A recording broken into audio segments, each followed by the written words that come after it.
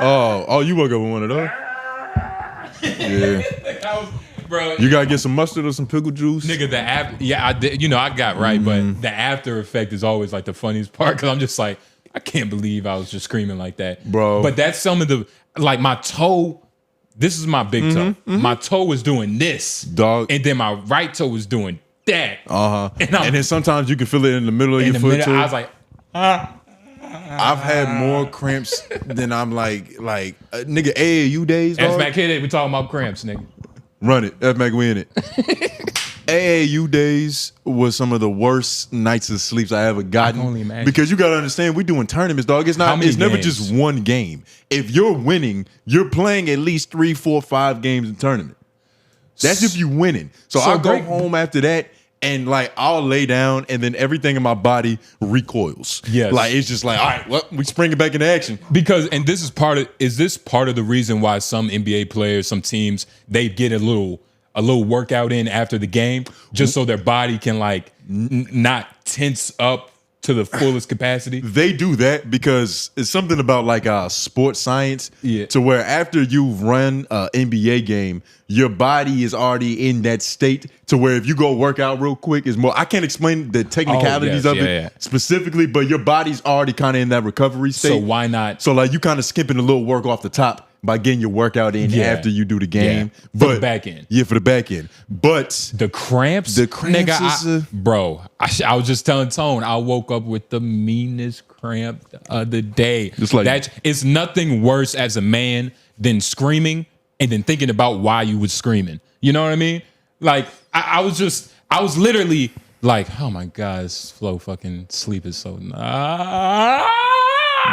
Yeah. The thing I was literally, you get a pass for cramps, I was looking for my mother, dog. I was looking for people around me. I was like, does nobody hear this scream? Tony, I swear to God, I was like, It's like you're suffering alone. I was so long. I was like, and even if somebody was there, there's nothing they can do. There's nothing they can do. It's like getting shot. All they can do is hold you until you bleed out, bro, and close your eyelids. For the last, that's it. Bro, for the last couple of days, that's why I brought the massage gun. I was like, I've just been hitting this muscle because for some reason, nigga, it was crazy. But I can only imagine AAU days because you a kid, you eating gummy worms for breakfast. You know, it's one time before it was a super important game, and I was starting, and I think it was this was early in my basketball career to where I don't think I was starting on the team yet, but this particular tournament, they needed me. They needed some more size and some more 3-point shooting. Yeah. He had to adjust the lineup. It was all right, Groove, you are starting forward today. I was like, I bet. Nigga, literally 15 minutes before the game, I had ate a banana, which in normal instances should have got me right. Should have got you right. That should have had me. It should have had me in perfect condition to drop 30. I should have had a 30 ball. That's what life does to you. I eat a banana every morning, so not every morning, but pause. No. I thought it was gay, so I said gay. It's no comparison for penis in this reference. You said you eat a banana every morning. How's that? Okay, just let it rest. But I was so confused when it happened to me because I thought bananas was a good source of not having it was a good issues. Combatant. Yeah. It was the kryptonite to cramps. Ideally, the potassium is what makes you a phenomenal athlete. But that day, it ruined me because at first, I don't know if the shit just wasn't ripe, but my stomach started twisting and turning. And then I was like, all right, I got to get mentally right before this game because I'm playing in this motherfucking game. So instead of sitting on the bench, I laid down on the floor behind the bench to see if I could get my nervous system to settle, just to see if everything, my digestive tract gets back on track. It made it worse because as soon as I tried to get up, the whole back of my leg damn near collapsed at one time. It's like my hamstring got grabbed by Satan. He twisted it, and I was cramping for the next 30 minutes to an hour. Yeah, it's like somebody took your tendons and made a bow with it. Yeah, it's like everything was being pulled and stretched. When you pull a rubber band back, until it's its most elastic state, and then you let it snap. That's what happened to my hamstring, F-Mac. I couldn't play that game.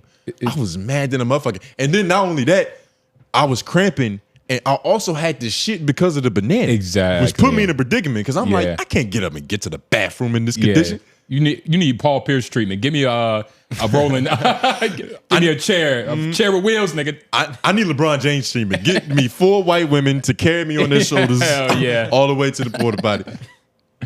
with Kevin Gates commentating. But yeah, getting a cramp is one of getting a cramp. It's very humbling, man. Seeing your child be born for the first time. What's another instance that's appropriate for a man to cry?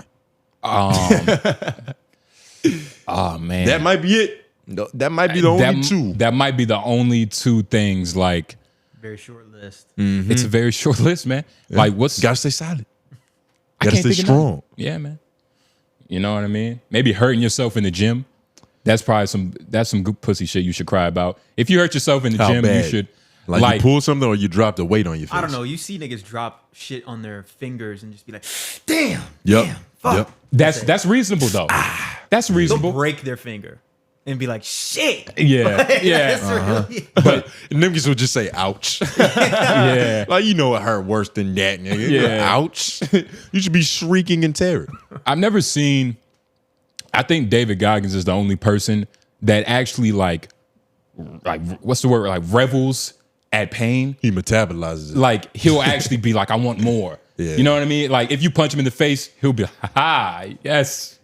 Yes, nigga, that's what I like. Beyond that. But most people will scream. I don't think he's a screamer. Maybe. I don't think he's screamed in the last 20 years, dog. Getting punched in the face is a different level of pain than running a marathon and having your shins and your knee cartilage get torn up. He's got some war stories. Or even, I think he was saying one time when he was trying to break the pull-up record that all of his shoulders and rotator cuffs was just getting torn every rep, but he pushed through it for some reason. Exactly. Because he's David Goggins. There was no screaming. There was no whining. I need to be more like David. Lauren, F-Mac, Google what it's called when you get sexually aroused through pain. Yeah. What is that condition? Masochist? A masochist? Yeah. Do you know how to spell that?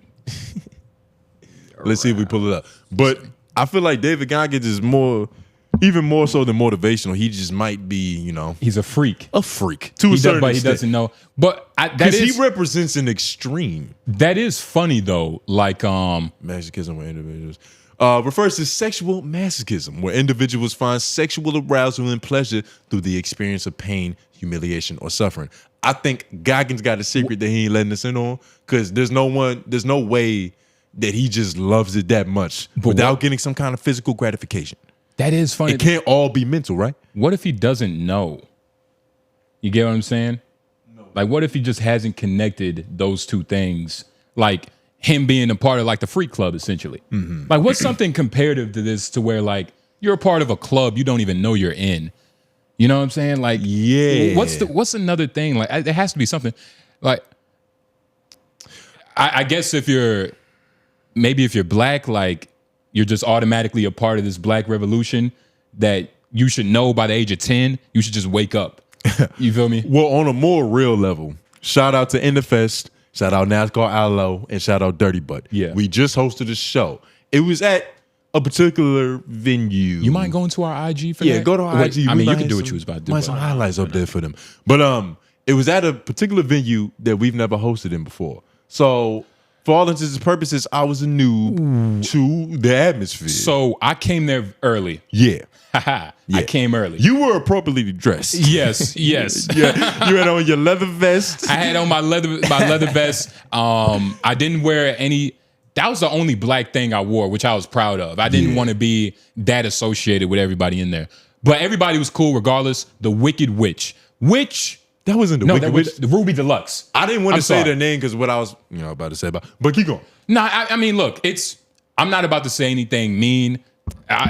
Nothing. I'm not trying to be mean. Okay. I love everybody, but I had no idea the Ruby Deluxe was a gay bar. Which is nothing wrong with that. It's nothing wrong with that, but I just didn't know. I didn't know. I didn't know until I went into the bathroom.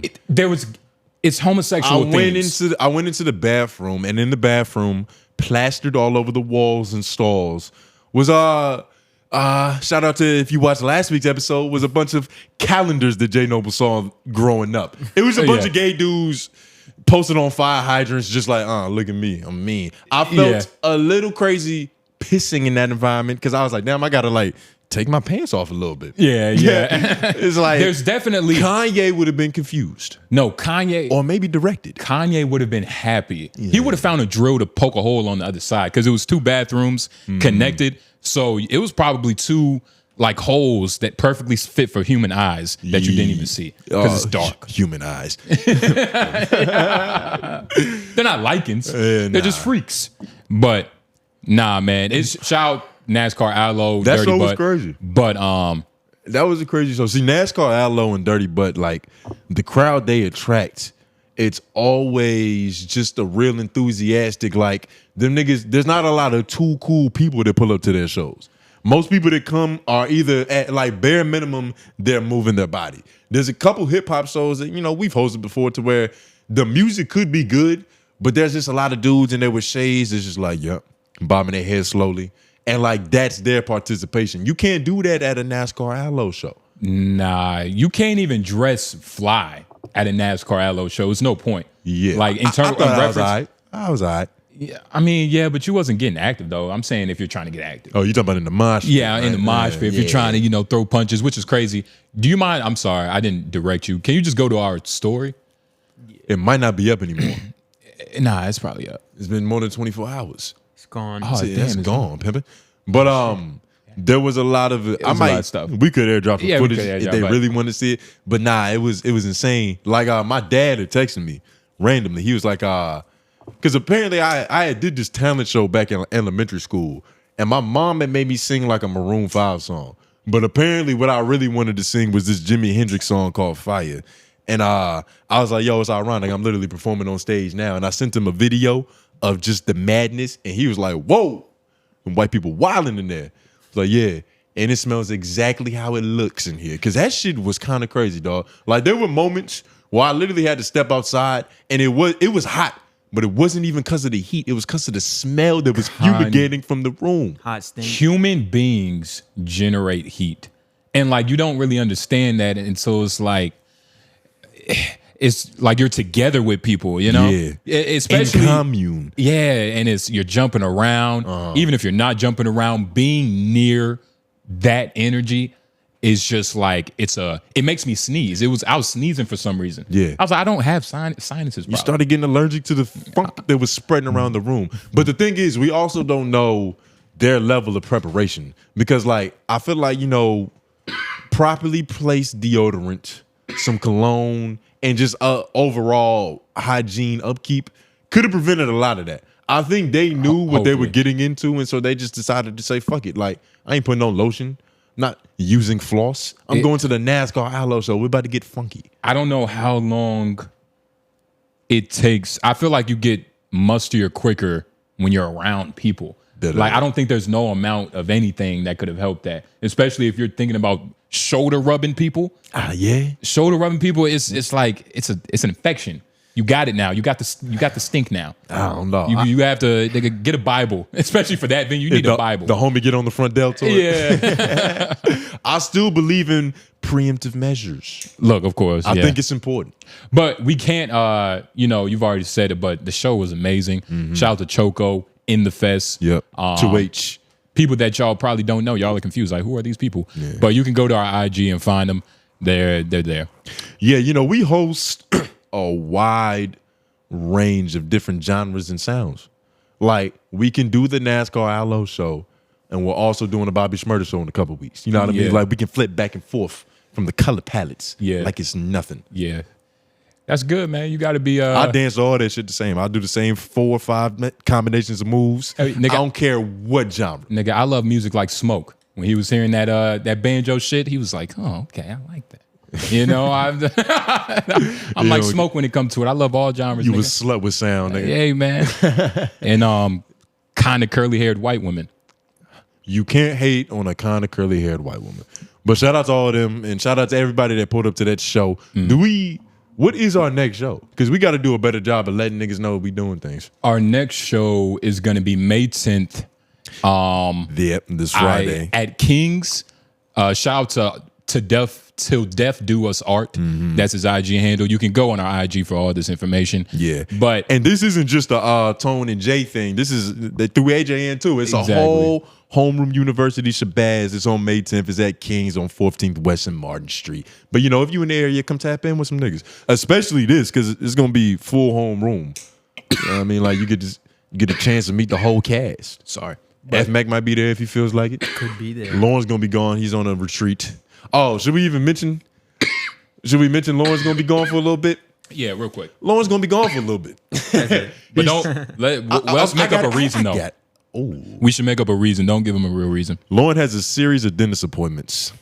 Yeah. He has a couple root canals from his Jamaican diet, and he's got to get that shit situated. He's been coming here with funky breath. Every time a nigga used the microphone right behind him, we can smell the essence. Yeah. It smelled like that show in the morning.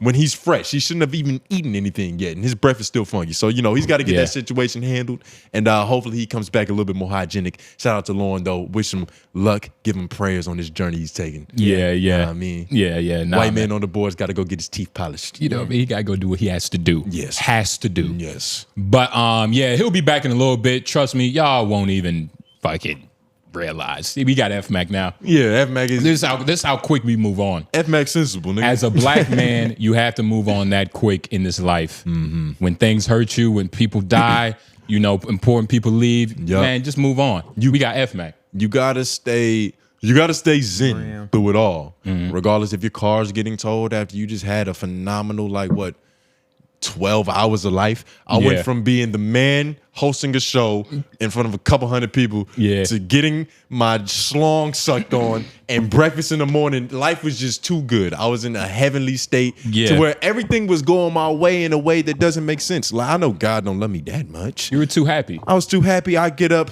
I look out the window. Shit. I'm tripping. I could have sworn I parked right there. So I look left, I pan right. I'm like, dog, there's not a blue Chevy Malibu in sight. I've been got. How'd you scold her? I was in such shock that I PTSD shock? I didn't even say nothing to her because I was still outside just looking like I still had my hands on my head. Yeah. And she came outside, she was like, and she just put the two and two together. She was, oh no, they told you, daddy?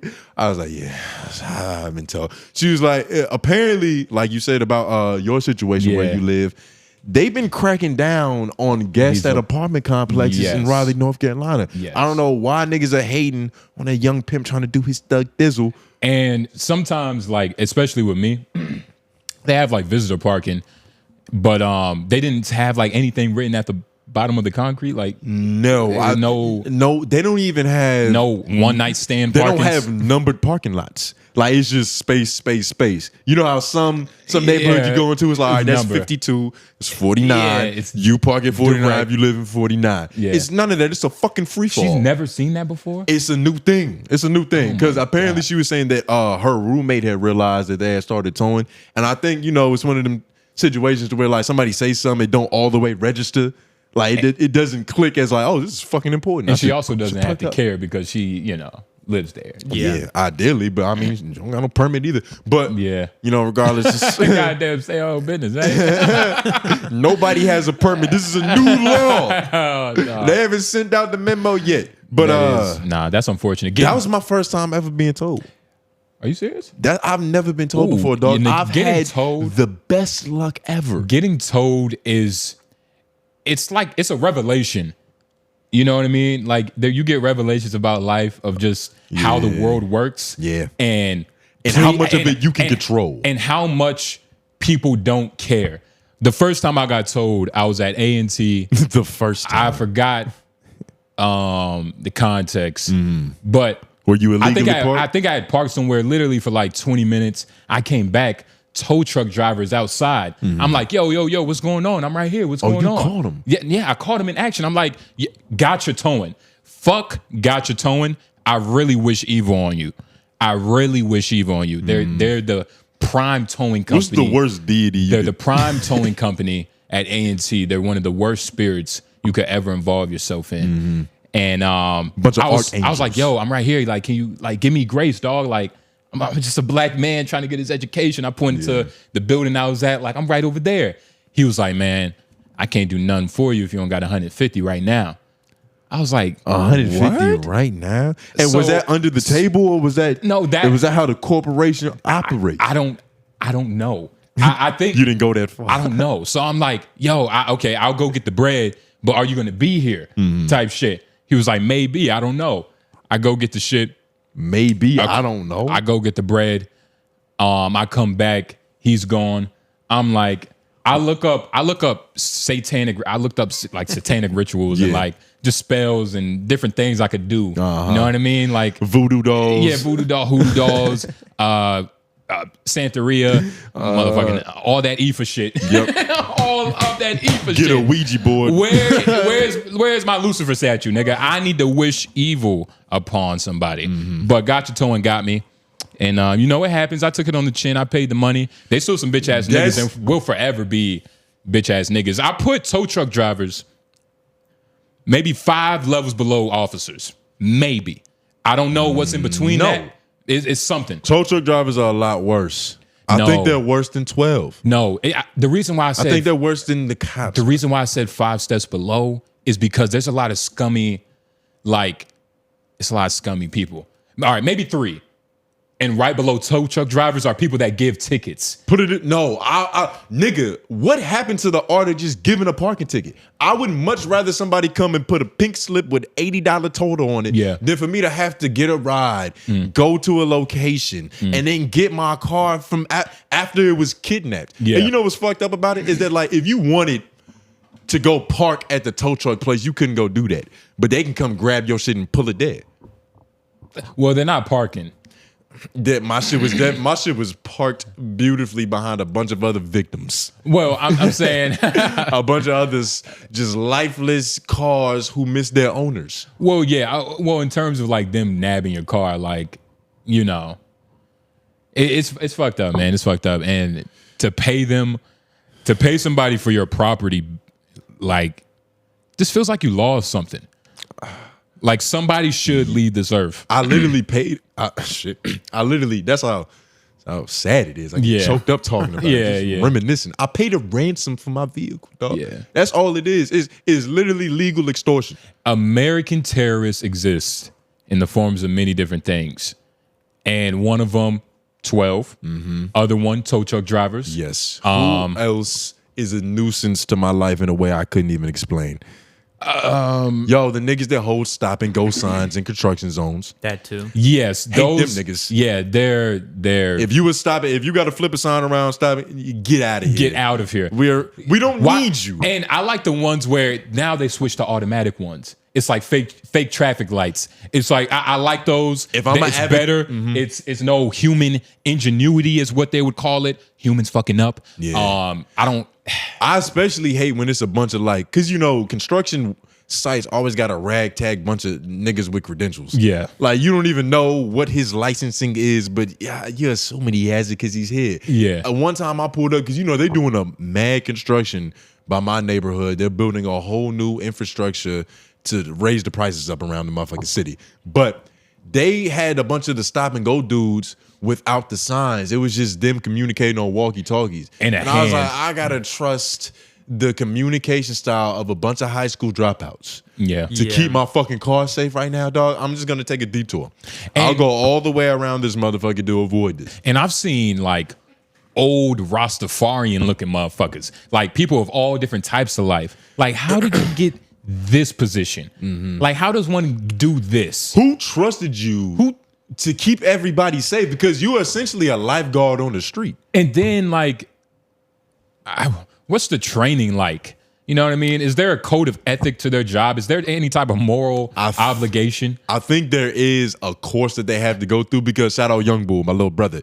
He was one of them. Perfect. He was one of them. He was one of those niggas? He was a stop and go nigga up in VA. Oh, damn. Well, he's not anymore, so I think he got fired. Perfect. I'm pretty sure he got fired. That means he was better than And you know what position. It was? It had nothing to do with on the road activity.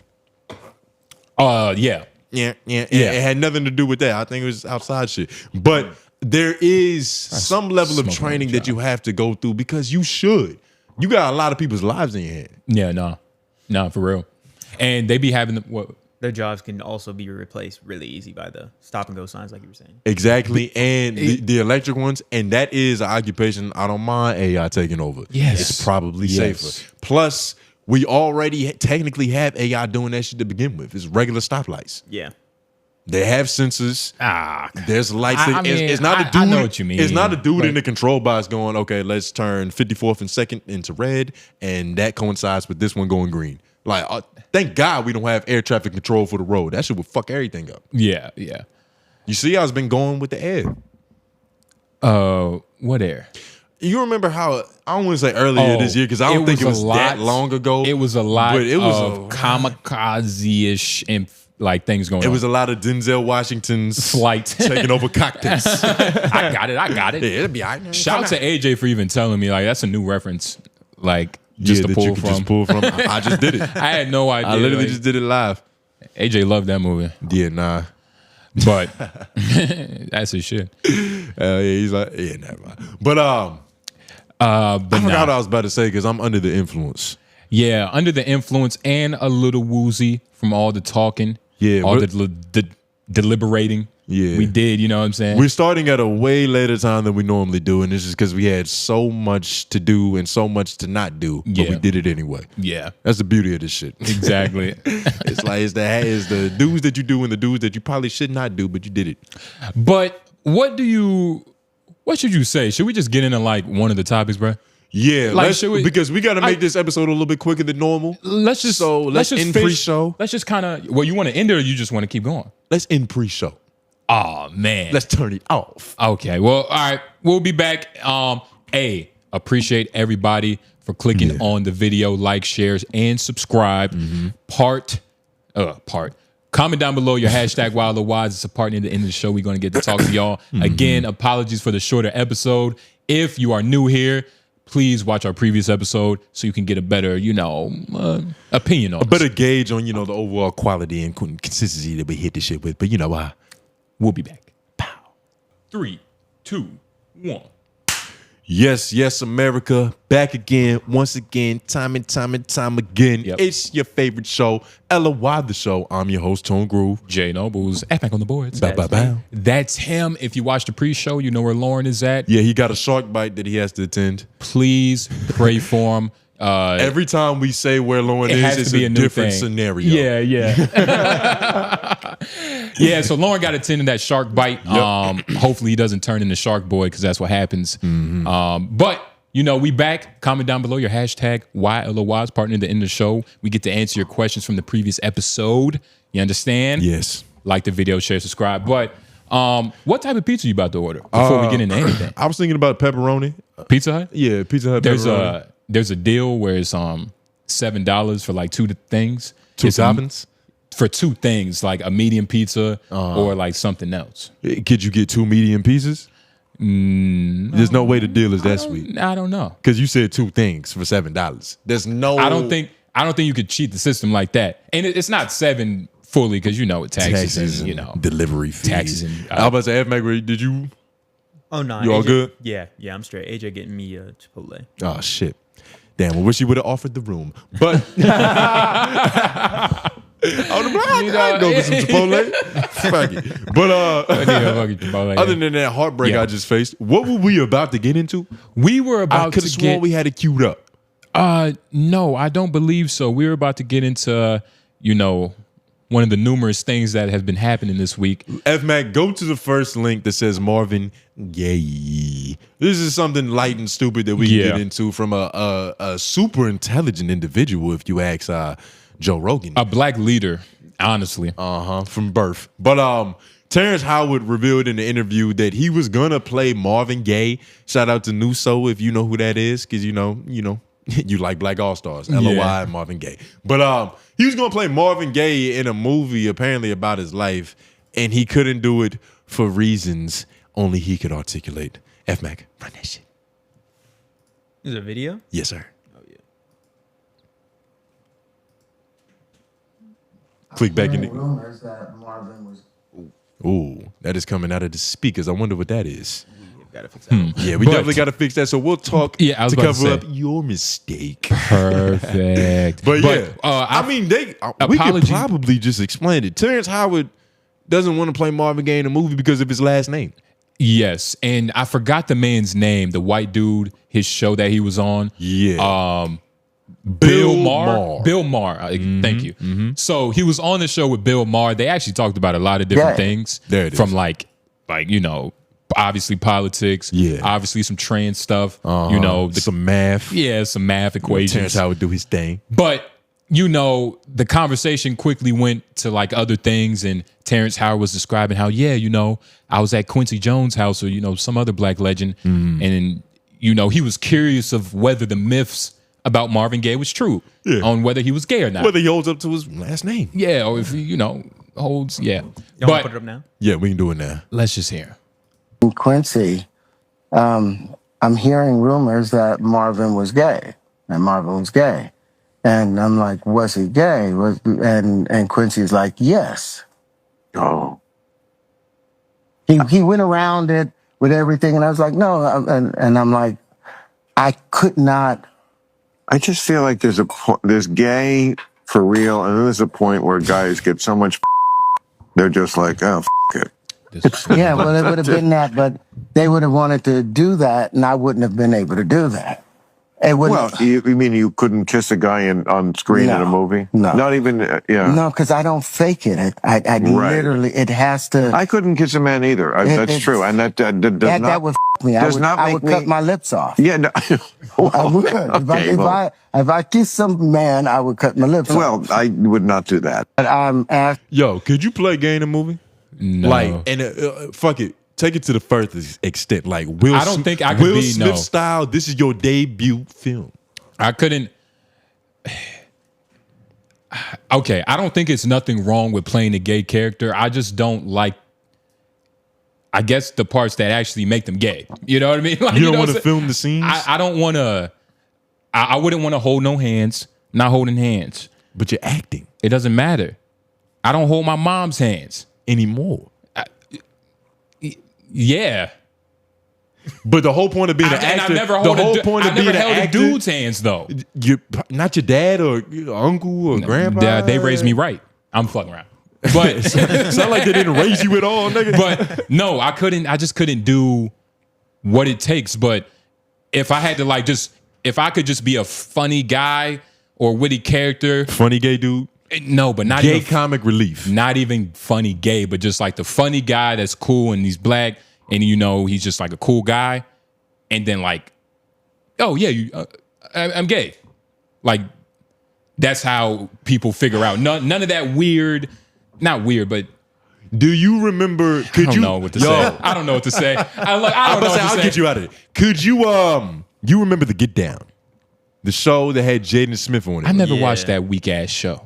It wasn't weak, dog. It was pretty good. It wasn't weak? It was good, especially for that era of Netflix where they was kind of, I don't want to say that's when they first started pumping out originals. All right, I just wanted to say that. But, you was a hater. And shout out to main love interest. She was fine as shit. But Jaden Smith's character kind of discovered who he was by going to the go-go parties and the drag show. Was he looking at men intensively? His whole character arc was going from like weird kind of nerdy black dude to Marvin Gaye. To Prince. Prince is a way better example because he wore that shit on his blouse like Prince did. Was he looking intensely at men? It was a bunch of that. I couldn't do that. I couldn't do that. But I could just be a character that, like, I'm just like a gay character. So does that mean that you're a bad actor? Possibly. No, well, everybody has their thing. Like, the role that they're more closely aligned with. Everybody has their thing. Because they say acting boils down to being able to replicate whatever emotional state that your character is in. And a lot of that is shit that you probably, pulling from your real life. Like, you've been sad before. You're pulling from your actual You've been abandoned. You've missed somebody. So it's like the idea is that you gotta bring that real pain into this role. Nigga, I completely understand where Terrance Howard is coming from half the time. But some people take it a little far. Like Jared Leto. You remember the rumors that came out around the time that they was filming the Suicide Squad and he was first portraying the Joker. They were saying he was doing shit like sending used condoms to the other trailers. He unleashed like a veil of rats. Yeah, with herpes. Yeah. A bunch of rats with herpes, and he just let them loose in Universal Studios. They just have to touch you. They don't even got to bite you. It's a special type of rat. They just got to be in a room. You got to smell them, and you get whatever they have. But that is too far. Because like I get that you got to tap into being what an insane person's mentality actually is. But are you a bad actor if you got to actually be crazy to act crazy? No. It's like, that was going to be my question earlier. Is like, what about method actors when they have to play gay roles? It's like, how do they handle that? How do they? Well, they probably go to that venue that the NASCAR Hello Show was at, take a lot of pisses. I was about to say, they just get prepared. You know what I'm saying? What's their prepare? They prepare themselves. It's their practice. And I don't think, no. I think you could still be a great actor without even committing to the bit. Even though you're a method actor, you feel me? Like, is that not what wrestling is? Is wrestling method acting? Nah, because once the cameras are off or they're no longer in the ring, they're not still being the same people. Unless your name is Vince McMahon. To which your character that you playing was already crazy enough, you probably toning it down going out in the ring. And then you're really being yourself once you're in that office. And that's the thing with method acting. I honestly don't know too much about it as far as like what's the process of them living outside of that. I've heard things where it's like, yeah, you know, they get to the set, they take time to prepare their mind, but it's not like they're outside. Not everybody's Heath Ledger. Yeah, because even they said that Ron Coogler in an interview was saying that Michael B. Jordan, for Sinners, I think the first day of filming that he came to the set with like a real strong country twang, and they was all confused at first. They was like, nigga, what are you doing? But what's the big dude name? In the movie Sinners? Yes. Oh, damn. He's like a legendary actor. He was in 8 Mile. I think his name starts with D. Can you pull up 8 Mile? You talking about the dude who played the blues guy, right? The one that they convinced to come play at their night at their bar for the night? I'm talking about the nigga that you talking about Cornbread. The nigga they pulled from the field. Yeah. Omar Benson. Omar Benson. Legend. I had to say, you know, get his name right because, you know, he's Black All-Star. He's that guy. But what'd you bring him up for? What was we just talking about? Method acting. And you were saying, do you think that Omar Benson Miller really portrayed no, Omar. So it was Omar talking in the video that I saw. And he was like, yeah, you know, I came one day, you know, the first day of shooting, and Michael told me, he was like, look, if I got to get into the character. So if I come one of these days and, you know, I'm a little off-putting, just know smoke is in the building. He's doing as he should. Hey, grab your air purifiers because, you know what I'm saying, I'm in the building, nigga. So I saw him, you know, kind of talking about Michael's process and, you know, how he... Don't try to sound smart when you say it. I'm serious. Like, I saw a video. Real quick side note, did you get the crispy cupped pepperoni or you just get the regular pepperoni? I didn't know they had options like that. If I do get pepperoni, just regular pepperoni. Just regular pepperoni? Because that crispy cut pepperoni looks like it's probably $1.50 more, so we ain't even going to do all that. Yeah, nah. We ain't even going to do all that. It's not worth it. It's not worth it. But back to method acting. Yeah. I don't think... Is that the purest form of acting? Like, do you think that regular actors who just read scripts and show up to set as normal people and then try to embody the role, you think that they kind of like they appreciate that, they admire it a little bit more? Because that's real. It's dedication to the craft. I think it's all the same. I think it's extreme versions of it. It's like rappers when they say, yo, some of these rappers ain't really living the life they rapping about. Like, you should actually be shooting these niggas, like really getting your get back. And it's like, I guess you could say they're better because we're actually doing it. If that's the case, Soulja Slim is the greatest rapper of all time. Yeah, because he was doing a lot of what he was talking about. There's a couple niggas that we never heard of that are the greatest of all time because of that fact. Exactly. But the thing about where do we draw the line in that? Like, yeah, and even like how much better are the results from method acting than just regular acting? Like, I wonder if there's some kind of statistic that we can Google to be like, yo, method actors have more Oscars than normal actors. Like, does that translate in the results for real? Or is that just some shit that you do to get publicity for the movie? Because a lot of times I feel like the main benefit of a nigga method acting is the stories that get to come out in articles to make hype for the movie. Yeah. Like, yo, he was dedicated to the role so much that he actually lived the life of the person. Like, I feel like that's just more fodder to get niggas excited than it is more, okay, this is a better movie because of that.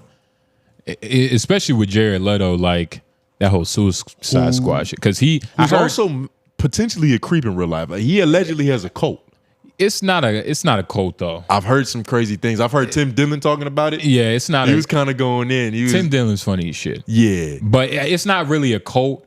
It's just a collective of people that kind of like to party and shit. It's a cult. How many of them do you think he's fucking? Not enough of them. Men and women. Not enough of them, which is good. I don't know. I think Google Jared. Would you already Google?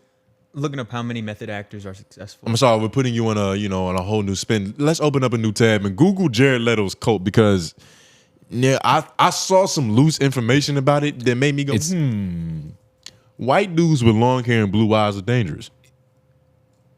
Well, white dudes, blue eyes, and long hair. That is the cult leader uniform. Jesus even had 12 disciples. We don't call it a cult because they was doing positive things, but pretty crazy. Look at the imagery of like, yo, he thinks he's a Messiah. That is a Messiah look. Come on, he's going for, and he's barefoot. He's either barefoot or wearing sandals, covered in sand. And none of the white women have fucking bras on. It's very. I mean, come on. He's the only dude. There's actually he's the only white women here, dog. You don't think he's running through these vaginas? Yeah, I know. Yeah, not all of them. I don't think he's running into all of them. You had too much faith in Jared Leto. Plus, like enough. But I've heard enough creep activity has come out around his name to be like, there's no way. Look at the nigga, dog. That's not a normal person. I'm not saying he don't pass the eye test. Look at him in his pupils. You want to know what I think is creepier? What's Kravitz?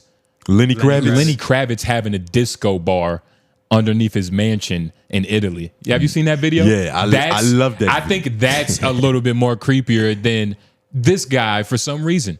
Because I've heard black people. I've heard literally both perspectives. Because when it first came out, this came out a little bit while ago. But it's like obviously Jared Leto, he has long hair and plastic surgery. It just doesn't look right.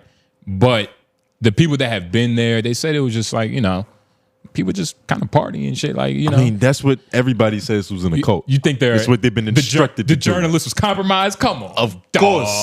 If you wear the robe, you're compromised. There's no way you're going to be able to give us like a real objective view of the things that took place that night. You probably signed some kind of creepy NDA that was in the sand. What's a cult? Cult by definition, if like you want the groovy definition or what Google has. I think we need Google's definition, because what's the difference between like this and a regular religion? Not much. The only difference is one of them has like tax exemptions. Shit. A system of religious veneration and devotion directed toward particular figure or object. Can you click on veneration? I don't know. Yeah, we need a whole nother definition. And first of all, how do you say it? Let them say it. Don't stop trying to say big veneration. Yeah, he got it right. Right too. Why she say it with an accent though? And zoom in on the definition again. Definition: great respect, reverence. Yeah. So it's basically a cult is a podcast fan base. Cowboys fan base, sports teams. I mean like sports cults. Yeah, if you want to, Boston, like just all of Boston. And with the way some real fandom transpires, it's like it kind of is a cult. Like the way that I fuck with Playboy Cardi, but his real true fans that love him, they like cry when they see him. That's some cult like behavior. That's a whole other wave. He could get them niggas to put on fishnet, to give him a wedgie. Like, hey, Sly, give me a wedgie. That's the noise he makes when it gets pulled. It's like it just floats in the air like that Dune villain. Yeah, it's just fucking. I think I made him happy, but but yeah, Jared Leto, he's a strange character, but for some reason I don't get like a creepy vibe. I think he's one of the honest weirdos. I don't think there's a lot of those in this society. I think there's just a lot of weirdos where they're actually kind of like depraved of like human morality. But I think, you know, just cool, wacky weirdos like this, I think that's no problem. Somebody got to do it.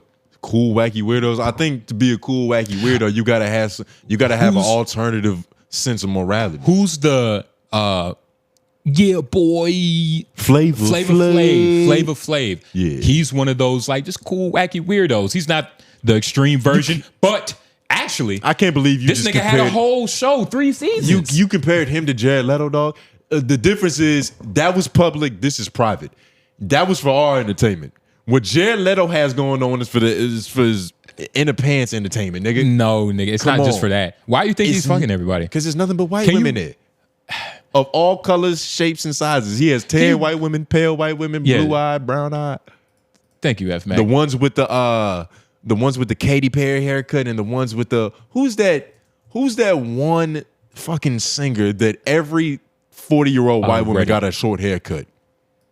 Who? Pink. I think it's Pink. Yeah, or Zach and Cody mom. The whatever. short haircut, but regardless, yeah. Nigga. Exactly that. First of all, I mean, she was cool. Can you go to Reddit though? Yeah. Because, you know, Reddit, it might have what we need just a little bit. Every year, Jared Leto's band called 30 Seconds to Mars holds a small group festival. You pay for a ticket to stay at a camp for a weekend with the band hosting it. A lot of fans had so much fun that the word of mouth each year started to grow in ticket sales. Every year it started to become more lavish. This year they're holding the festival in Croatia. As opposed to when it first started and was held at a campsite. The photo you see is the tweet. The photo you see in that tweet is of last year's music festival. This was posted by 30 Seconds of Mars' own Instagram, not some leaked photo. They called it a quote as a joke, but a lot of people unfortunately took it seriously. This is what I'm saying, dog. Like, yeah, he might be fucking them, but here, let me keep reading. That's a quote. As for the criminal behavior, there's rumors that Jared Leto sleeps. Okay. There's rumors that Jared Leto sleeps with his fans. Yeah, get to the nitty gritty. And come on. And is aggressive during sex. Some call him However, a lot of users and journalists have gone searching for proof on these claims, and there's no concrete evidence. It's just hearsay, at least for now. At least for now. And you do got to give that kind of leniency to where it's like, all right, this is hearsay. You can't take it as the word of God. Shannon Sharp is aggressive during sex. Come on.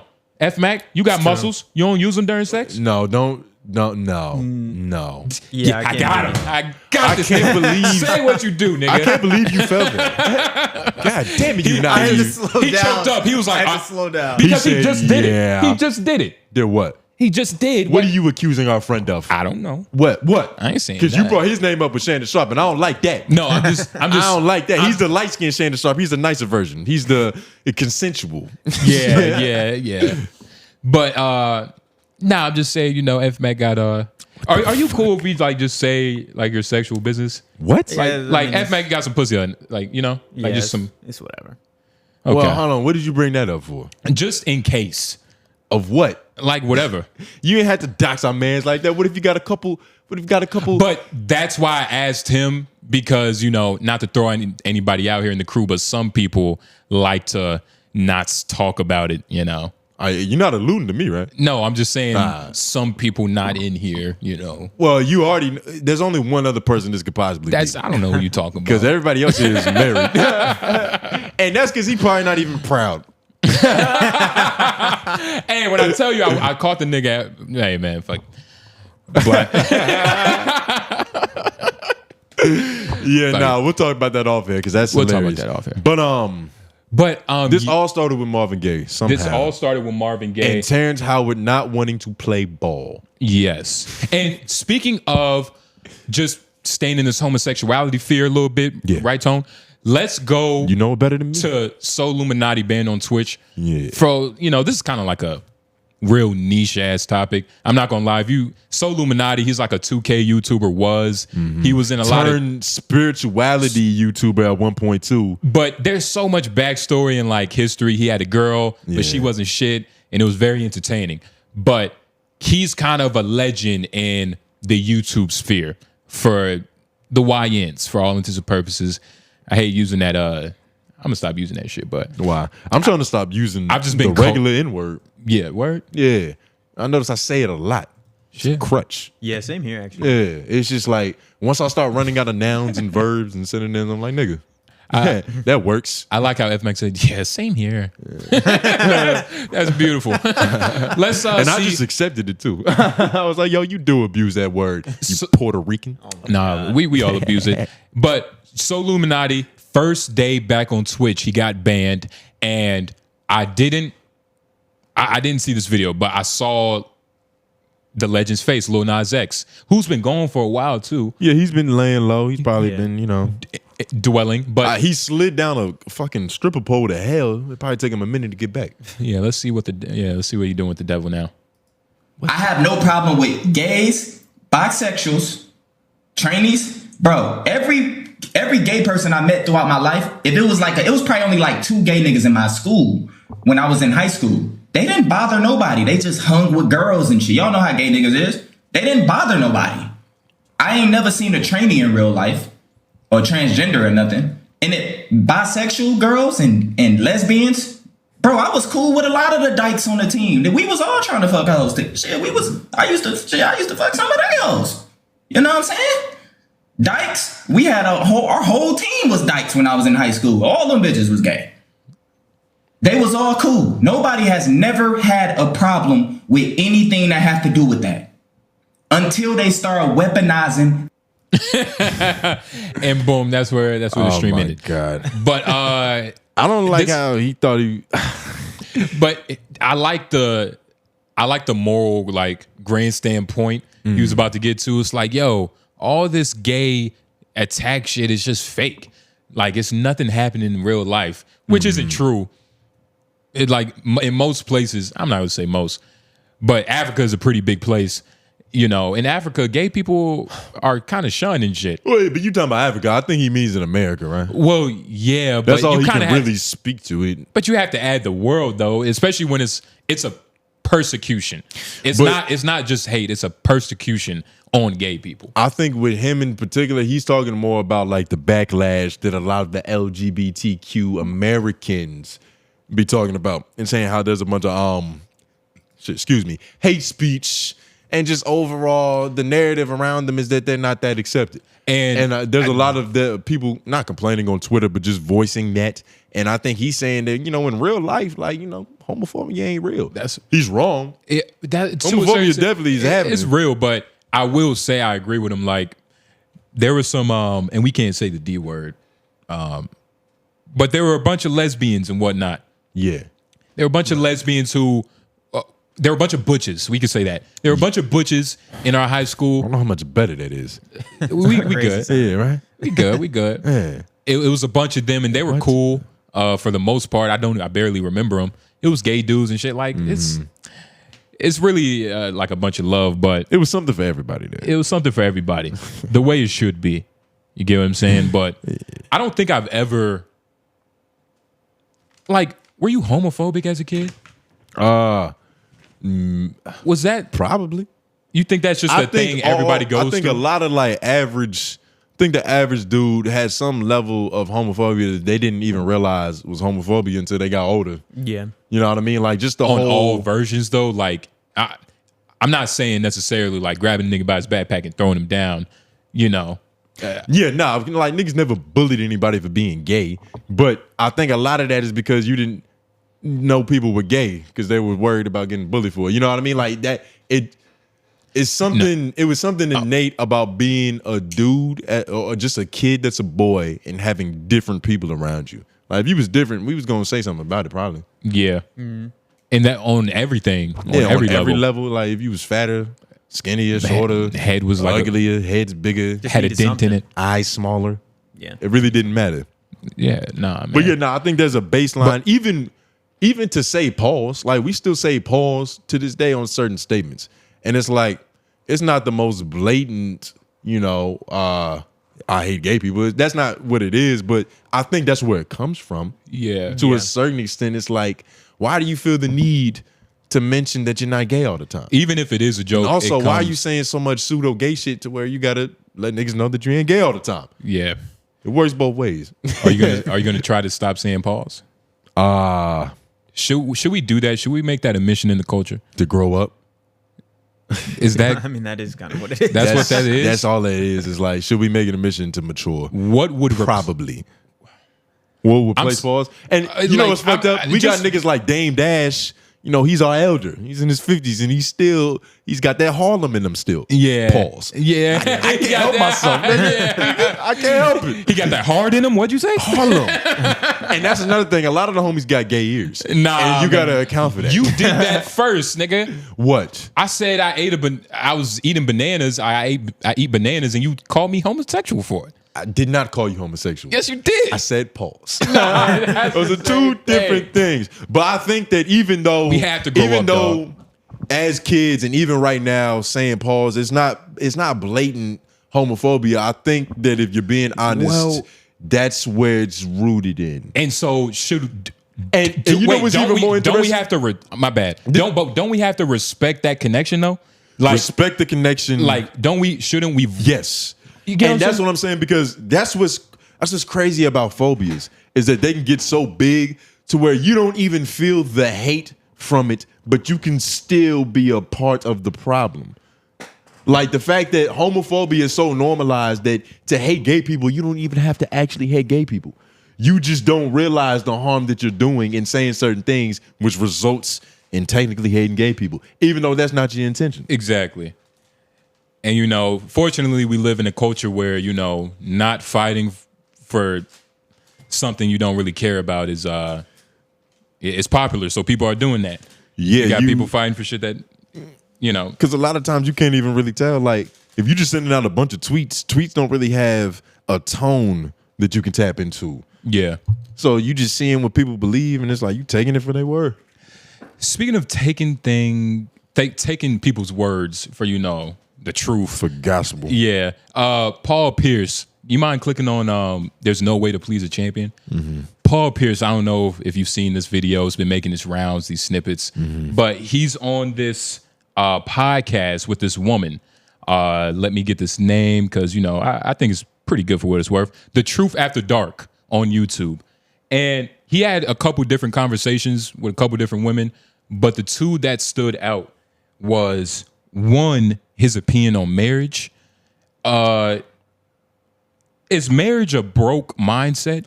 Is marriage a broke mindset or institution? Oh, no woman can please a champion. Yeah, right there. Like, are you talking about like the like what somebody's going through in their life to want to get married, or just marriage as a legal institution where we're signing this contract so the government recognizes that we got some kind of tax exemptions? And you mind clicking on the one underneath that? My bad, FMAC. But that is the video we're gonna watch next. But he was basically saying that, you know, you gotta understand, man, like my mother and, you know, my father, they got together based off of necessity. You know what I mean? People used to have 7, 8 kids because, you know, hopefully those kids are going to grow up, be successful, and take care of them. God bless. Yeah. And that was his whole point. But hopefully one of them go to the NBA and just, you know, makes us retires the whole lineage. Yes. And I found it beautiful that Paul Pierce, of all ex-NBA players, was spitting this red pill shit. The guy who got fired from Disney from having strippers and you know, possible, you know, who knows what they did on the side. But well, Paul Pierce also got stabbed and shit. Like, Paul Pierce might be the perfect messenger for this. What? Why? Because Paul Pierce is he's lived that life for all intents and purposes. He's been on the edge of society and shit. This nigga has on a robe shirt. Let's click it. Let's watch this. You know what I'm saying? Like, because I feel like every relationship shouldn't be based off of sex, but every relationship is based off of that. I don't think so. 100%. You can't tell me nothing different. This is what I feel, and that's why I'll never be in another relationship, because it's always based off of that. So you're not going to be in another relationship? Hell no. For what? Because it's going to be based off the sex. Once that wear down, you're going to go find somebody else that's better. Yeah. But it ain't going to be based off of... This is the thing. And listen carefully. Listen carefully. I'm listening. Relationships... Let me tell you what marriage is all about. Or let me tell you what marriage is. And who's marriage for. He's drunk, right? Marriage is for old people and poor people. He sound like it. Okay, so let's get into that. Why?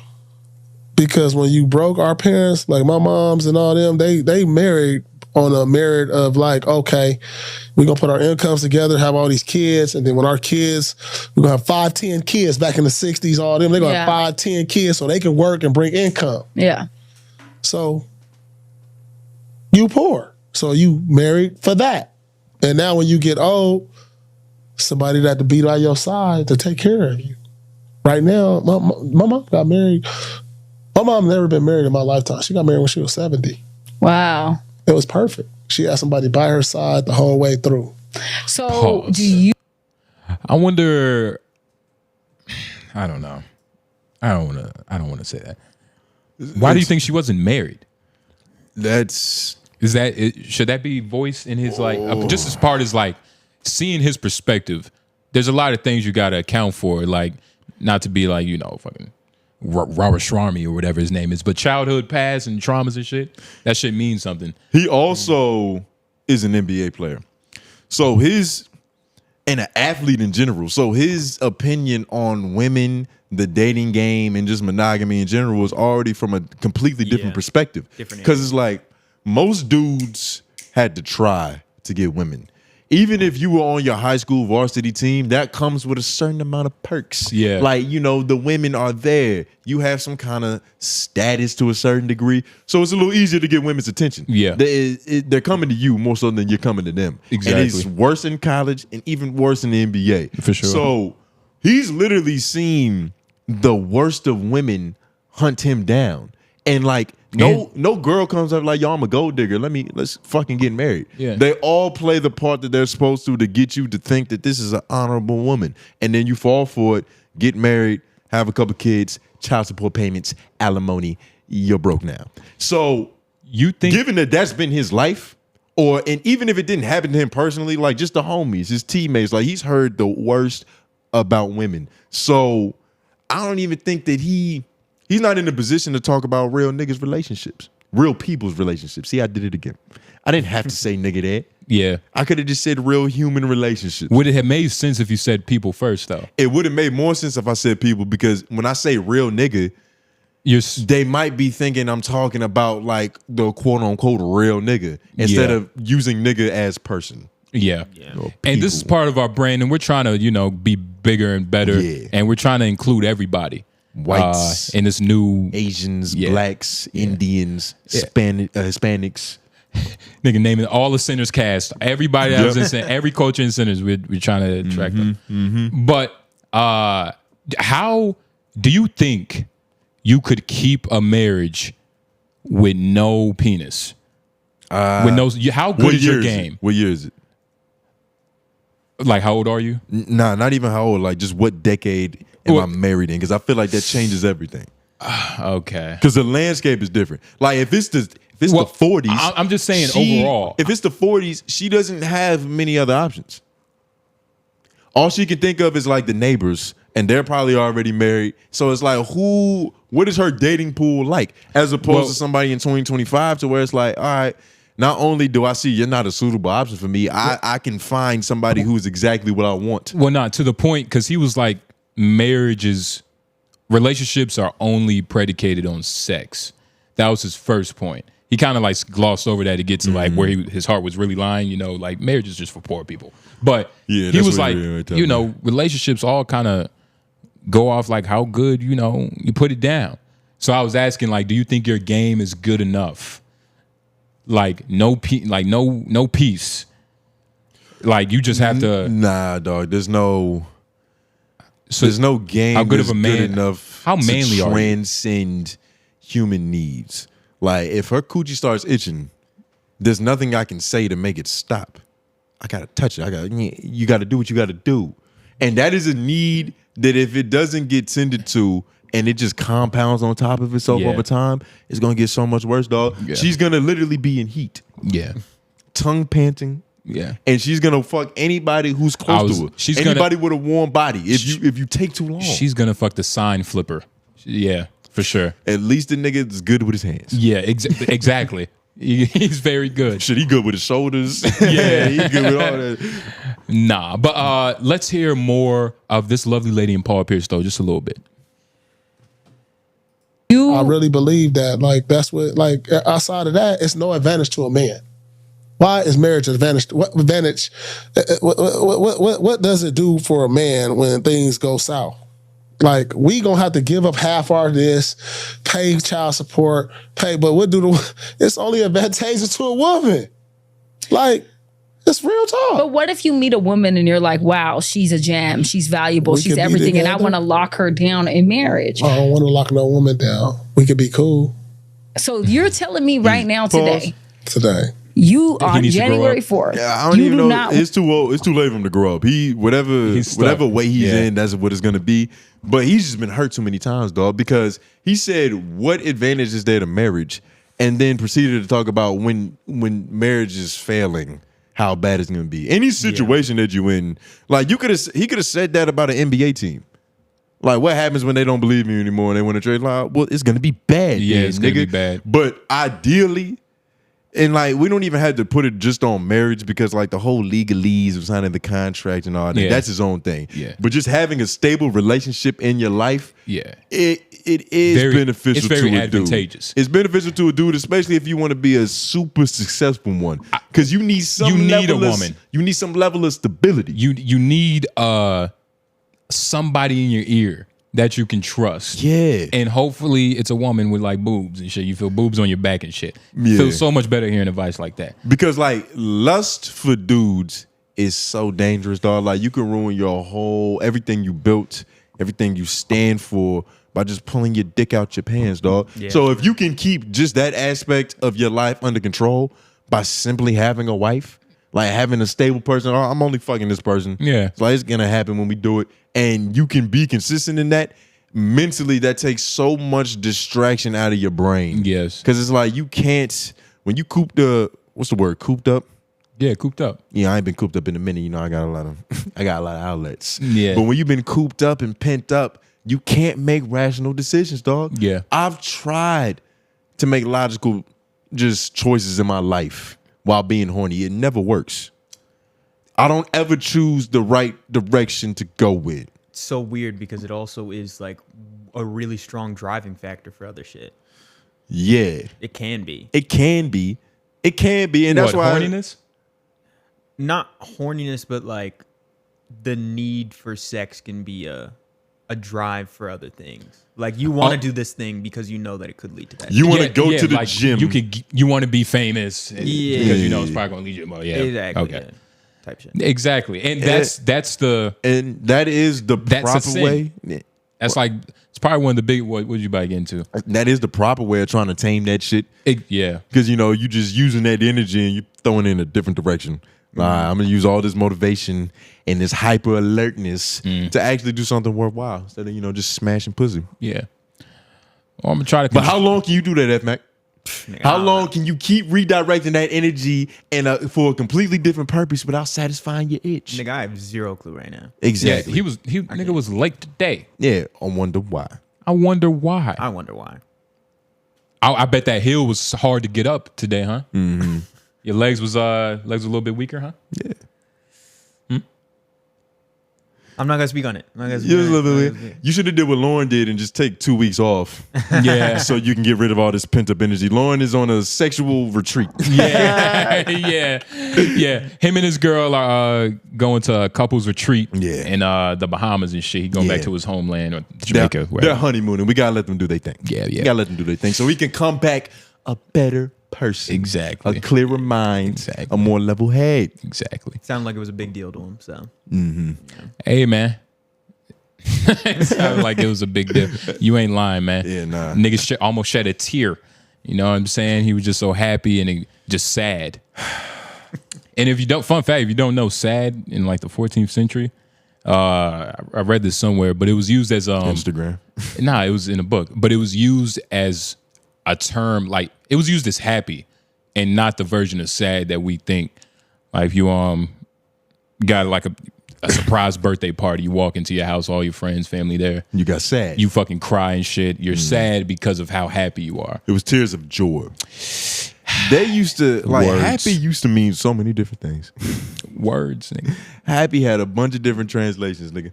But F-Mac, speaking of happiness and why marriage isn't useful, can you go to MenaceMaterialEnt? It's the third link in the chat. So By the way, like the video, share, subscribe, and comment down below your LOIs. This guy has a particular business method that I feel like needs to be broadcasted on LOI just because of how innovative it is. Yes. Like he uses relationships as his means of income. Yeah.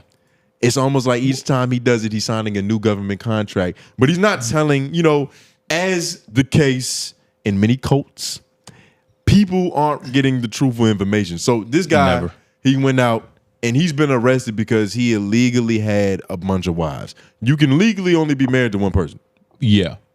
And in a couple different states and counties, he had some brides that were under paperwork that shouldn't have been. Just run this because it's always a black bald dude with a bunch of white women. Yes, I don't even know this story, the case, but and it's like we can probably speak more to that. Yeah, because there is a pattern that has to be acknowledged. Like, slavery. It's never a black dude with a bunch of like Hispanic women, black women, Asian women. They always go for the white women. Slavery did a lot to our souls. You know what I mean? And it's a lot of people that are black. See what I did there?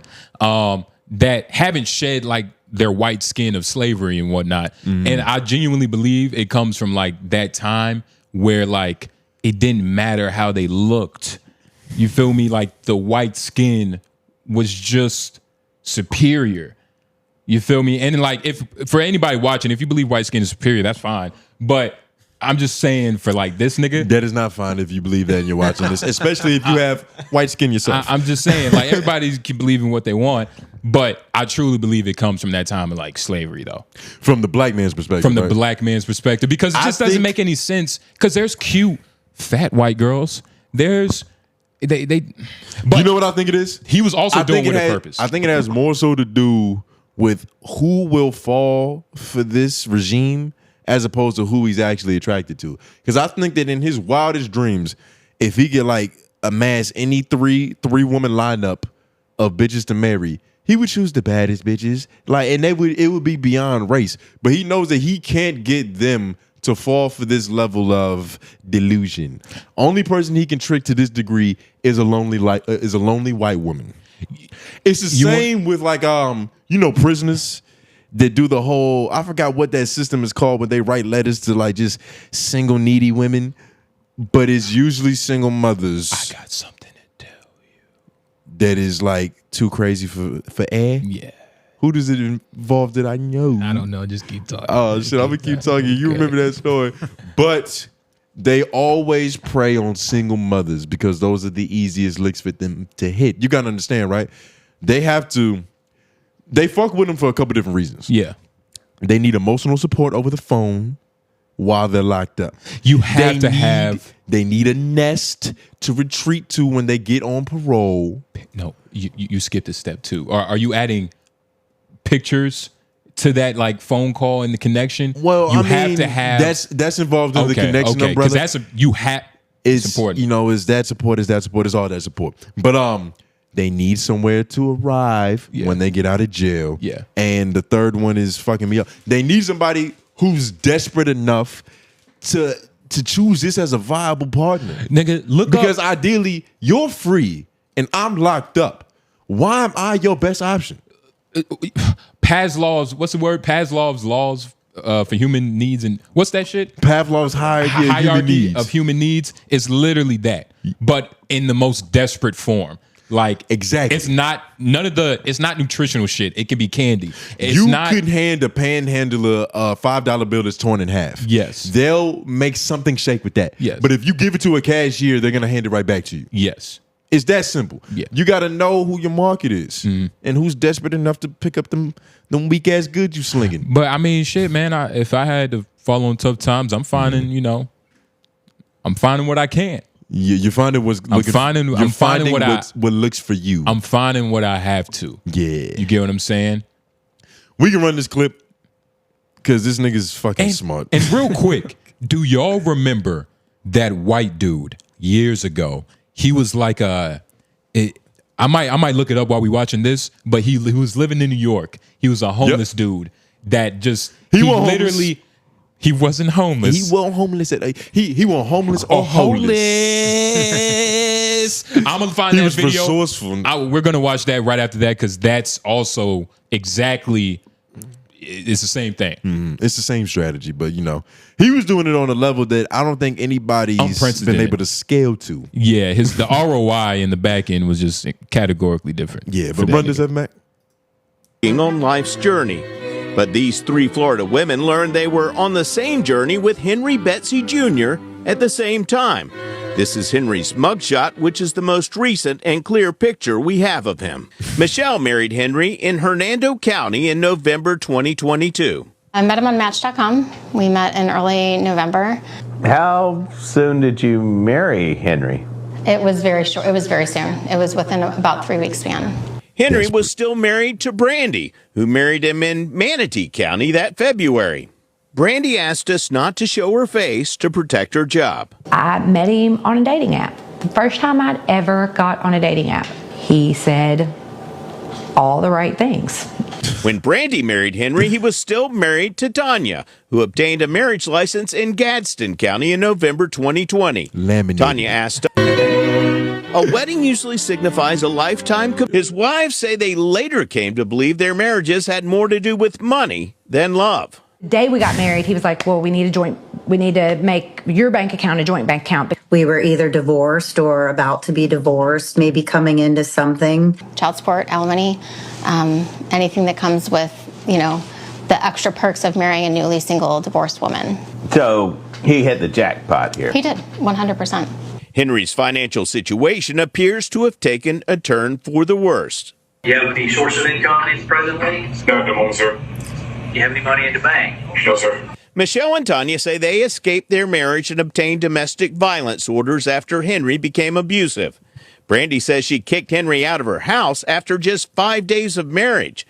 Henry finally filed for divorce from Tanya following his arrest and is now seeking annulment for his marriages to Michelle and Brandy. So this, how many women, like, is this God's rule? What do you mean? Like, God only gave us one woman? Like, what rule does that come from? I think it could just comes from like God didn't have to put in the Bible you shouldn't have more than 5 shots at a time at a bar. It's one of those unwritten rules that so many people have tried it enough to where it's like, all right, you probably shouldn't get that fucked up. Yeah. It's just, it's personal litmus test. But I think ideally the idea of being with somebody for the rest of your life is that it is just that one other person. Because trying to get 2 people to fuck with each other forever is difficult enough. Trying to get 3 on the same page is like categorical. Are Muslims better max than Christians? No. Just because of like they're born with the idea that they're supposed to have multiple bitches. While on the Christian point of view, like they're only really trying to get the one. You know what I mean? They're cheating to a certain extent because God is doing a lot of that pimping for them. You gotta understand, like the women in the women in those relationships are also Muslim, dog. So they come up under the fact that like God said this is the way. No, but you still have to meet criterias and do your thingy thing. Like I feel like you're putting too much of the credit in you're God. not completely convincing them to go from like one person or a 2-person relationship is the way to be to a cornucopia of motherfuckers in a relationship because they already believed that as a child. Like coming up under their religion, they were already primed for the sister wife livelihood. But you can use that same logic with the Christian. Like it's the same thing. But the whole idea is that I'm spiritually more like alive. Like I have more options. Like God gave me more options. My religion gave me more options. So what was your original question? Are Muslims better max than Christians because God gave them 10 wives or however many wives they I think they're playing the game with a different set of rules. I think they're probably the same level of mech. They just have different sliders in their games. It's programmed to, makes it a little bit easier. Like they come up, they're not convincing these women to get on board. Who? Muslim max. Yes, they are. No, they aren't. What do you think Muslim women are? It's like, oh, you Muslim, you got why? Oh, fuck it. Like, you think it's that easy? That's not you in think the that's Quran? the interaction. Matter of fact, no, they don't even talk. Muslim women don't talk, right? What are you talking about, dude? They get these bitches, dog. Oh, how's it? Give me. Keep talking. I feel like this is my pizza. Yeah, just answer the phone. Put him on speaker. Hello. Hi, this is your DoorDash driver. The app took me to looks like The gallery. Wait, what is this for? Is this for the Pizza Hut pizza? Okay, so yeah, you definitely shouldn't be at the gallery. We might have to pause this. Pause. We'll be back. Hold on, real quick. Like the video. The address should have been. Yeah. We're back. Yo, speaking of DoorDash drivers making completely wrong turns. I didn't put this in the notes because I forgot to. But did you hear the story about the dude that was driving for Uber Eats? He made a wrong turn into Canada and got deported to El Salvador. Yeah, I seen that. I think he came back though. Yeah, he came back. But the fact it can happen that quick, my nigga. Like you made one turn. Yeah. And ICE was on your ass? Yeah, nah. I wonder what he. Like they didn't even see the bag of food in the back and go, "Oh, you probably legit." They could have at least sullied the order. Like just open the bag. That is, that shit is crazy. And I wonder why it's your fault. They accepted him to come back. He must have been a great guy. It was that crazy of like It was that crazy, just a turn of events, no pun intended. Yeah. But there wasn't like a big ass, hey, you're turning into Canada sign. How do you make the wrong turn? You can make a wrong turn. Is that like us going to, I don't know, Durham? Maybe. The thing about making a wrong turn, especially to another country, is there's no like turn around back lane. You're on the highway and you get off on the wrong exit, like you fucked. And because you got to think, you're going into another country, so there's not a bunch of ways in and out. Like, it's a legit way in and a legit way out. And that's the thing. First of all, shout out to Canada. I mean, shit. But the government now, they're not a lot of the CBP1 apps that was submitted. What is that? It was an app that was used for like immigration and shit. They a lot of people were like, yeah, this is one of the biggest problems because it was just a 1 hour process of like getting people in. And like, there's no way of communicating with people who are in the detention centers, and there's no true due process for nobody. They're not going through and sorting out each individual case. They're like, all right, you here? All right, where you from? Where you supposed to be at? El Salvador he is. Yeah. And it's not a lot of respect of like the CBP1 app. Like they just flat out just came out and said like, yo, that shit was like some bullshit. They don't give a damn. Like the actual establishment, they was like, yeah, Biden didn't know what he was doing. You know what I mean, with that shit. It's how crazy. Do you feel about how your administration is handling this immigration situation? It's definitely, you've been slowly coming around. You know, you've been getting good information. I've been. Look, it's not really. I just hope that they get an understanding of like what they want to do with the CB1 apps, the CBP1 appers that like came through that way, because that's really the main gripe. Like the people that have like, you know, actual paper, you know, they're good for what it's worth. Maybe. It's the people and everybody. It's not just like, you know, one race, but it's just. I don't know. It's unfortunate. It's fucked but they up. need to get a grip on like what they want to do with the CBP1 apps, because it's not. It was part of the problem that everybody was complaining about, but it isn't a. What exactly is the issue with the CB1 apps? Because like, what's going on? Well, it's disbanded now, but it was a way of, you know, people that wanted to get in the country and like immigration get their status. They get the app. It was a legal means of being here. It was like it was a fucking, you know, you just download the app, wait, pull up to the border, and I think you just scan it. I guess it's like a barcode, like a fucking concert. And they let you in? Yeah, I think it's like a concert. I don't know. You have to look it up. It's disbanded now. It's disbanded. But that's how it was. And, you know, even it was. So what is the problem if it's been disbanded? The problem. What's the new fuss? The problem is that the new administration isn't they're not registering all the candidates that went through that app as like as people who should be here. As people should be here. And on some cases, I don't think that's all. Do your own research, but an injustice anywhere is an injustice everywhere. Listen to me. But nah, for real though, like you know, it's an aggressive way of doing it, and it's just I don't know. I wonder where all the real stories of like the illegals are the like people like why is it only they're there, but why is it only of course the stories where people who aren't supposed to be gone are getting shipped are going to be bigger than the people that like, you know, came here through whatever means. But you like, talking about the people who should be deported? Yeah.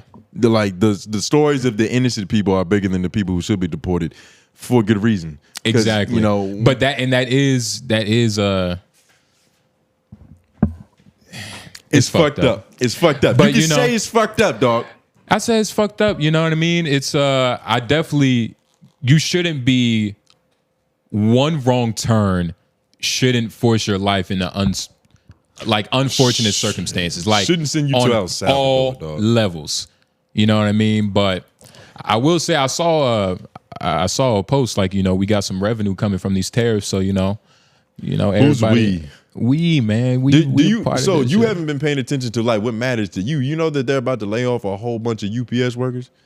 You know that like stores and Amazon, like corporations are preparing because they don't want to bite this bullet with Trump. So they doing shit like, yo, just so you know, this is the price now. This is what the price is going to be because what he's doing, this is out of our hands. But you do know that, and this is the thing, right? This is the fucked up thing with everything and with what Trump did is that it created a lot of like smoke signals with other corporations.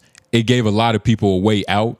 Like I saw something where a company like raised the prices. Oh, it was about digital goods. Like tariffs don't apply to digital goods, but companies like Microsoft, probably Sony soon. You can actually Google this real quick. Microsoft raised the prices of all games to $80. So 2K is going to be like $400 in the next 5 years. It's going to be unfortunate. That the tariffs don't actually affect them? I'm saying that the company raised the game to $80 and people were putting it on the tariffs, but the tariffs don't apply to digital goods. Like the company has just always like, and it's creating a smokescreen to where, all right, like, well, shit, this is happening. We have an excuse now.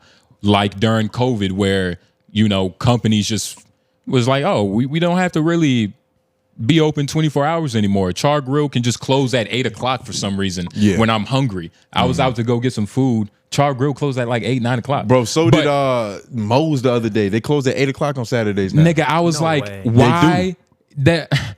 Wait, what? Moe's closes at 8 o'clock on Saturdays now. It's a lot of dumb shit like that going around. And there's going to be people who use like the climate to manipulate it for what they got going on, of course. But there's a lot of real shit that's going to be, there's real consequences from these tariffs. We're going into a recession. Oh yeah, we've been, But like, it's like, we have like a full, like, there's like, I had screenshotted this shit because it was from this article on CNBC. But it's a tariff to recession timeline. And so they're breaking down like what we're gonna experience in the time frame that's gonna happen. And I'll just read it real quick, because fuck it. Okay, but April 2nd, the tariffs were announced. Yeah. Container ship departures from China to US started slowing down. Early to mid-May, the container ships to US ports come to a stop. I'm gonna say complete stop, but it just says stop. Yeah. And then mid to late May, trucking demands come to a halt, leading to empty shelves and lower sales for companies, which we're already seeing because UPS closed down, like, I forgot the number, but it was a couple facilities. They're about to lay off 20,000 niggas. And late to May to early June, layoffs in trucking and retail industries. Summer 2025, recession. It's happening. The only people that are going to benefit from these tariffs potentially are corporations, dog. We're getting fucked. We're getting fucked over in the end. They don't give a damn about people. That's what it boils down to. Trump doesn't give a damn about people. The government that he's establishing doesn't give a damn about people. It's about, the only men they care about are businessmen. and the big ones, not the little mom and pop shops. We talking about niggas with LLCs. The people, it's a weird thing. I think, like, we also don't understand, like, I don't think Trump is, I don't think he doesn't care about the people. I think Hold that thought. Because we going to come back on that. Michelle's outside with my pizza. And we're going to come right back on. Oh my God. Come on. God damn it. I don't think Trump doesn't care. That's perfect. That's perfect. Oh my God. All right. Yeah. We'll be back. Don't forget to like the video, share, subscribe. Yeah, to do all that. Get your pizza, nigga. She actually came pretty quick. Well, she was only 12 minutes in the wrong direction.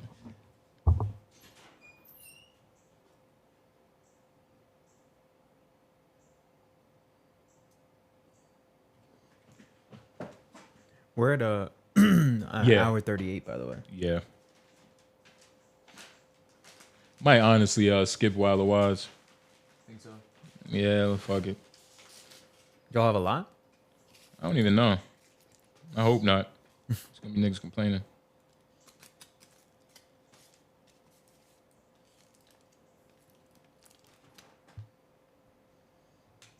God, I hate this microphone right now. I can hear every little move I'm making right now.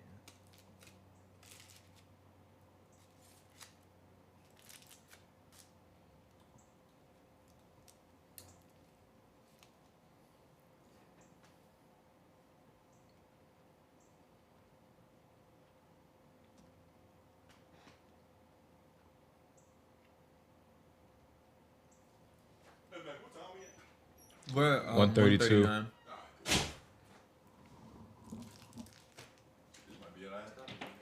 Yeah. I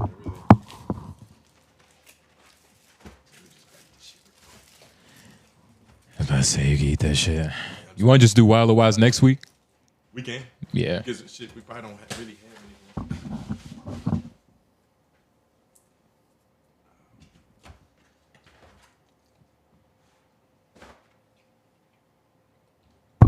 Damn it. Shit is perfect. Shit's delicious. Shit is still warm, surprisingly.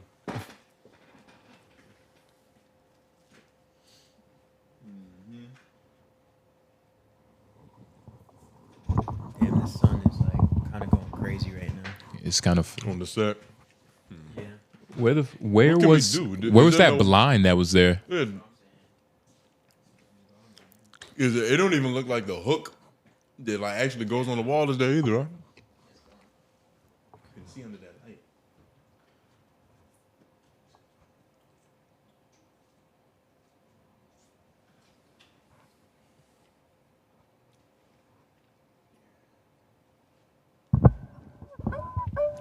It's a little bit better. Yeah, that works. Hey.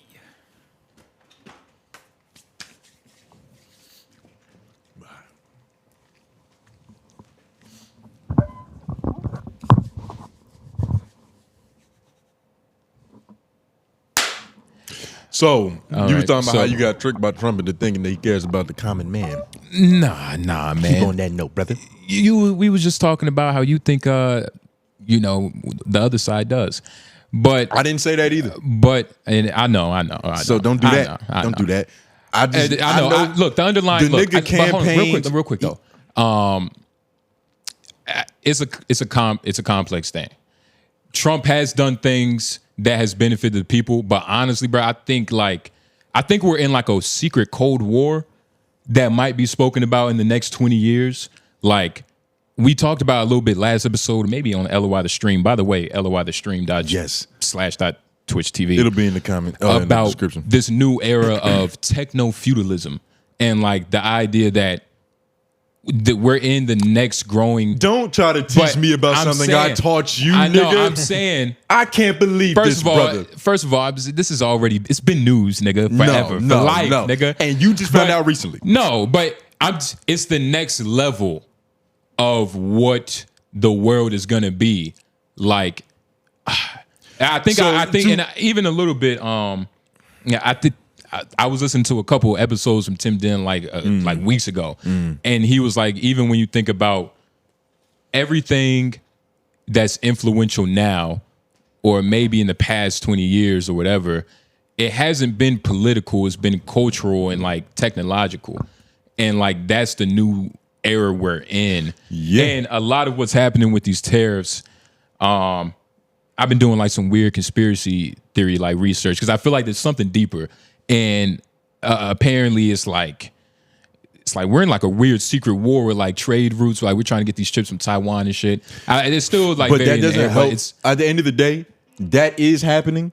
It doesn't benefit us. Right. And they're using us as collateral in that war, dog. Yeah. Like, you gotta understand, the grocery store shelves in Walmart are being used as a pawn in that Cold War. But it doesn't benefit the American people. But you do know the corporations, first of all, the government has to put a limit on the corporations to an extent because, like I said, a lot of them are using this as a fucking scapegoat. Like they're trying to use this as a, well, you know, all this stuff going on, you know, we were trying to keep our profits where they should be. It's like they already make billions of dollars. The corporations are just fucking the people. You know what I mean? Like, and the government is allowing it. They're in bed together, dog. Obama's administration did a lot of damage for like the whole techno-feudalism aspect that we talk about because he is the person who married big tech to government. He's the one that kind of opened that revolving door of like, okay, y'all niggas kind of got a little influence now. And this is the result of this shit. We got niggas like Elon Musk making decisions with the budget, dog. Yeah. Like, there's a businessman. Well, he's not making, is he making, can we look that up real quick? Is he making decisions? Not any. Well, you know what Doge is. You know what Doge is. You know what Doge is. I'll settle. Doge is his shit. I'll settle. But he was given governmental power. I will say a South African who's white, and like the thing is, which is probably you had said something that I completely disagree with, and I kind of forgot what it was. What was it about? You was trying to make it seem like there's a separation between the government interest and the corporate interest, and I'm telling you that these niggas are in bed together, and that's why. Yeah. And they're using us as pawns in their game because it's all about benefiting them. Anytime taxes get cut, it doesn't affect you. It affects niggas who already have money. Yeah, those are people who have corporations. Nobody just has money for no reason. It comes from somewhere. Yes, and so. It's so much that we can get into that we don't even have time to get into. I literally got my notes with me. I could really teach niggas some shit real quick. We ain't about to do all that. That's for next episode. Notes. Government is married to corporations, more specifically big tech, and it's giving them the power to lead us to techno-feudalism. But where you are a serf on land that you do not own, and there is no means of growth in that. Because you can't, like, Instagram is territory that is already owned. Facebook is territory. Like there's no territory on the internet that you can own personally. That's not fully true. And we have to give up all of our data to participate. Yeah. Well, all of our data was. We don't even know the full extent that these niggas are fucking with our data, dog. I've been really trying to get into like, what does it mean to accept all cookies? Because niggas just blindly do that. And when motherfuckers blindly do shit like sheep, you're giving up something that you don't know is valuable. Technology has like, and I'm just using technology as a broad thing, but they know more about you than the government. I'm pretty sure. I'm pretty sure. Where do you think the only thing besides your blood, and maybe they don't know that. You don't think that they're sharing this information, nigga? You understand that the government keeps them in check. Like, they have to answer to the government at a certain point. Elon Musk has to go and ask for permission to do certain things, dog. There's a give and take to that. Well, powerful. Elon Musk's biggest customer is the government. It's the government. I'm pretty sure most companies. Nigga, it's the government, nigga. The government is not most companies. Like McDonald's, you know, AJ is the biggest customer. Well, I mean, that's probably not true nowadays because he's on a fucking newer change now. AJ changing his life. AJ definitely changed his life. You wasn't here when we first got here, but it doesn't matter. Not much has changed when you first met him. Not much, but he was a lot bigger. His ass is cleaner. Yeah, his ass is cleaner, but. Nah, man. The world is tricky. It's not that tricky. It's very blatant. Nobody cares. He campaigned on the policy, not the policy, but he made a promise that he was gonna make groceries cheaper. That's not happening. The exact opposite is happening. And like, look, hold on, just acknowledge that. Don't move past that. He said he was gonna make groceries cheaper, and they're more expensive now, and it's getting worse. You can acknowledge that the nigga lied. You can say that, like he lied. Yes, he lied. This isn't get more expensive to get cheaper in the future. No, it's a lie. Well, it's also the first couple of months, and this nigga has the craziest first 100 days. It's literally only the first. I didn't know you could get this much done. I didn't either. It's insane. It feels we have the nigga for 3 more years, dog. Really 3 and some change. It hasn't been a full year. It's been no time. It's almost like this is our first. How much more damage could he possibly do?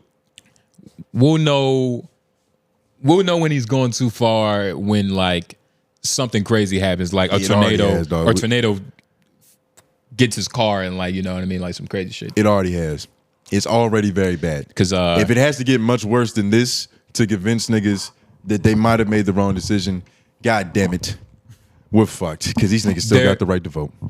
They still have the right to vote. Like they can ruin the country. There is no. You know he has MAGA 2028 hats. Yeah, on his official website. I did my due diligence. I was like, there's no way. There's no way that this is on the real Donald Trump website. You don't flirt with fascism, my nigga. That's crazy. And niggas is just gonna be cool with that. And the problem is, like I was saying earlier about the completely different shit, you can't keep ignoring little signs and then in the end get fucked over and be mad at who fucked you over. Yes. You can't, dog. There's been enough that happened in his campaign in the first 100 days for you to be like, okay, this nigga don't give a fuck about us, dog. Yeah. He don't. What action has he done for the American people for real? And he does a bunch of like optic shit. Like he'll give money to HBCUs because he knows that's a good look, dog. It just makes sense. It looks great on paper, so where you can't necessarily call him a racist. Yeah. I donated billions to HBCUs, but nigga, that's all optics. He knows the game. Yeah, but he's not stupid. But also, black students getting education, that's wonderful too. But it is if you want to accept a little bit of good for a whole lot of evil. My thing is, Trump is it's a growing pain right now. But also the idea of that, like, political candidates care about the like American people. You could honestly say that like forever. And with all political candidates, they do something for the people. It's just never to the extent that the people want. It's never to the extent. All politicians are fucked. Most of them are bad. Most politicians. I don't think all of them. I think there's some. I forgot the nigga's name, but the good ones don't really get to the point where they can make something happen. Unfortunately. Like back in the day when niggas first saw Bernie Sanders, that was the first person I was like, damn, I might actually vote for that nigga. But the general consensus on Bernie Sanders was he would never win because he would actually try to make shit better for people. Yeah. Come on, dog. Yeah. Come on. And it's not just Trump. Trump is bad, but Trump isn't the first bad. He's just our bad that we have right now. And it's fucking terrible. And his bad is going to leave us in like a weird shape, dog. Like this next election is going to be weird than a motherfucker. We might vote for a nigga from the Green Party. That's how jaded we're probably going to be by like, all right, the red and blue. Like, nigga, and both of y'all is fucked. Yeah, and especially he don't care about us. Especially if like just things don't switch up. You know what I mean? Like just something doesn't happen. Nigga doesn't like, I don't know, just get cool with China or something. Just have some tea, dog. Just have some chai tea with fucking General whoever. There's not enough matcha. Whoever. How you say that? Matcha? I've never seen that matcha tea. Yeah, there's not enough matcha in the world to fix what's going on. You're crazy. It's not enough. You ever had matcha tea? Yeah. I actually have some at the crib right now. My mom. Can you Google matcha tea? Are we talking about the same? My mom be having a bunch of like. Where you? My mom puts me on a bunch of shit. Like she'll buy something. I'm like, okay, I'll introduce this into my life now. Okay, she'll call me like, hey, nigga, what's it? Nah, yeah. I should have took something today. Wait, I'm talking about some other shit. I'm talking about like some shit where it's like plant fiber and you keep pouring hot water in it. And you separate it with the straw. That's also green, though. I thought that was matcha. I mean, it's it's green. And most things are green, nigga. I think that there's you're probably thinking about the ancient technique. You know what I mean? That the Mayans probably introduced. But I can't think of it. What it's called. But you know what I'm talking about. I know what he's talking about. I've seen the Can somebody shorts. please Google it? Yeah. It's like a certain type of people spend hundreds of dollars on the cup and the straw because it's a certain way that it's supposed to stack on top of itself. But you know, Ronaldo or Messi, I think, old coffee technique. One of them. Where's Lauren? Oh my god, it's not even just coffee, nigga. But we appreciate you, Tim, nigga. We appreciate Tim. Overall, though, LOI the show. We did pretty good for what it was worth, guys. I'm telling you, today has been very long. But if you enjoyed it just a little bit, like the video, share, subscribe. We are going to do the hashtag office hours.